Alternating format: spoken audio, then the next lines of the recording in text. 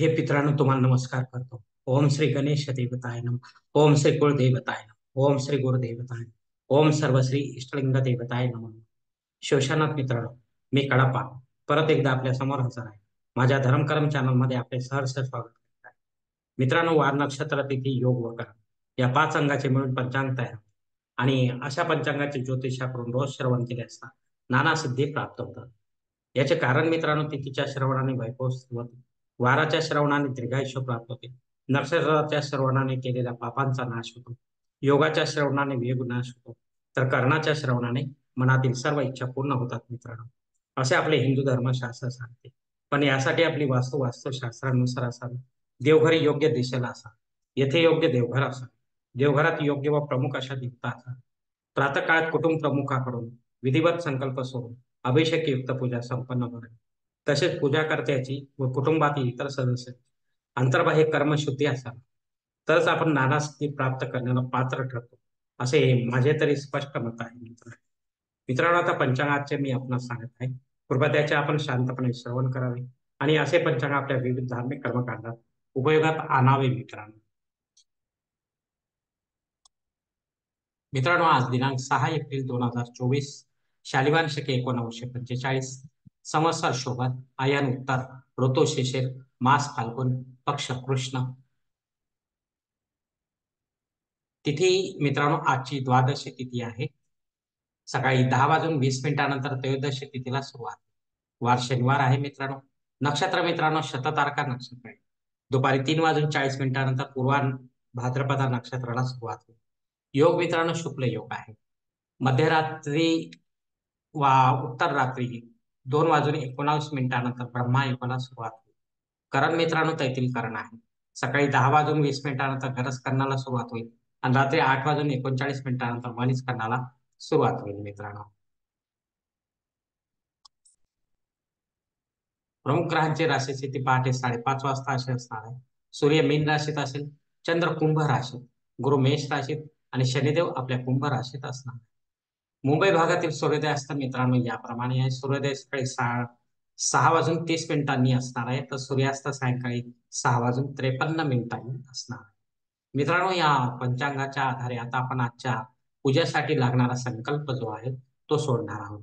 यासाठी आपण आपल्या उजव्या हाताच्या तळहातावर एक पळी पाणी, थोडे अक्षत, एक फूल वा फुलाची पाकळी घ्या आणि हा संकल्प म्हणायला सुरुवात करा. हर ओम शिव शिव शंभूरात प्रवर्त मानसद्य भ्रमण द्वितीय परार्ध श्वेत वराह कल्प वैवस्वत मनवंत कलियुगे प्रथम पादे जम्बूद्वीपे भरतवर्ष भरतखंडे मेरो दक्षिण दिग्भागे महाराष्ट्र देशे व्यावहारिक चांद्रवान शालिवान शके 1925 प्रभादे षष्ठी संवत्सरामध्ये शोभन नाम संवत्सरे उत्तरायणे शेष ऋतू फाल्गुन मासे कृष्ण पक्षे शनिवार वासरे शततारका नक्षत्र शुक्ल युगे देखील करणे द्वादशी शुभ तिथो वीर गोत्रात उत्पन्न मी कडा मोपात दुर्दशारा श्री पार्वतीपती परमेश्वर विद्यार्थ विधिवत पंचोपचार नित्य देवपूजा एवं इष्टलिंग पूजा करीशी. मित्रांनो, याच ठिकाणी हा संकल्प संपलेला आहे. तेव्हा आपण या आपल्या उजव्या हाताच्या तळहातावर संकल्पाचे पाणी जे आहे ते समोरच्या तापमानात सोडून द्या. मित्रांनो, या संकल्पाची वेळ मर्यादा सकाळी 10:20 या वेळेनंतर जर आपल्याला संकल्प सोडायचा असेल कुठल्याही धार्मिक विधीच्या संपन्नतेसाठी, तर कृपा करून आपण वरील बदललेल्या पंचांगाचा आधार घ्यायचा आहे. त्यावरून नवीन संकल्प तयार करायचा आणि त्या संकल्पामध्ये आपण करत असलेल्या धार्मिक विधीचा उल्लेख करायचा आहे मित्रांनो, विशेष विधीचा. तेव्हाच आपली जी सेवा आहे ती संबंधित देवतांपर्यंत पोहोचेल आणि त्यांचा आशीर्वाद आपल्यापर्यंत पोहोचेल मित्रांनो. आपले जीवन अधिक सुखमय बनेल मित्रांनो.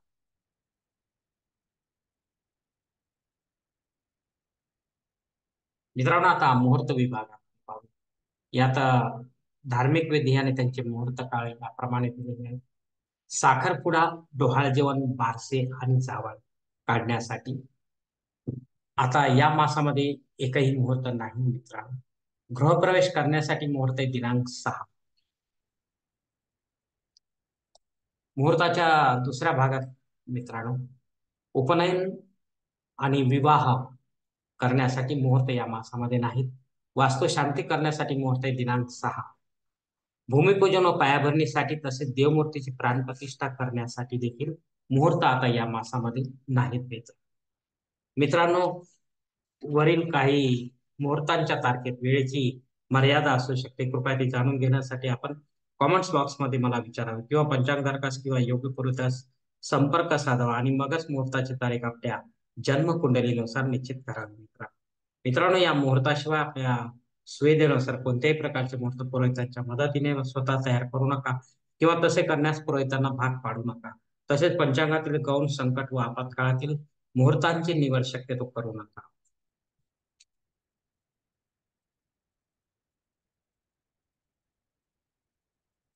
मित्रांनो, आता पंचांगातील इतर काही महत्त्वाची जी माहिती ती आता आपण पाहूया. पंचांग शुद्धी मित्रांनो सकाळी 10 वाजेनंतर चांगला दिवस आहे, तोपर्यंत नाही. दिनविशेष मित्रांनो शनी प्रदोष आहे. जे शिवभक्तगण या प्रदोष व्रताचे आचरण करत असतील त्यांनी दिवसभर उपवास करायचा आहे. तिखट आणि मीठ अजिबात खायचं नाही आहे मित्रांनो.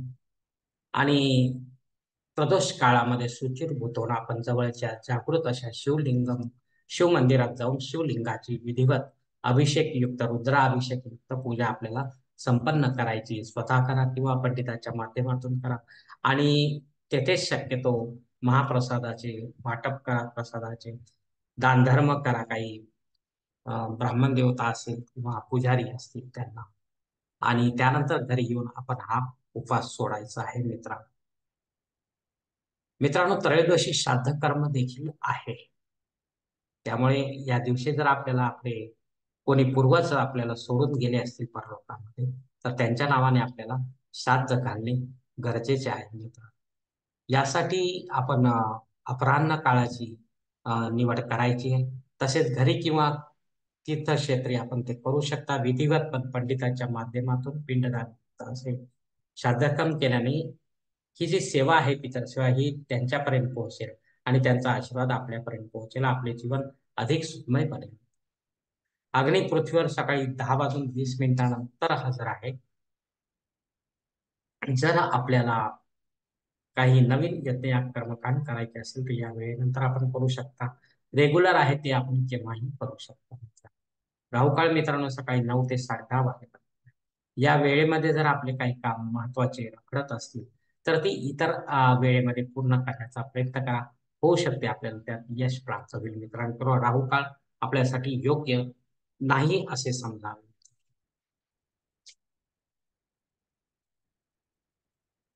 मित्रांनो, संकल्प सोडून केलेले कोणतेही विधिवत धार्मिक कर्मकांड जे आहे, संबंधित पूजनीय देवतेपर्यंत लवकर पोहोचते आणि पूजेचे फळ पूजा करण्यास लवकर प्राप्त होते.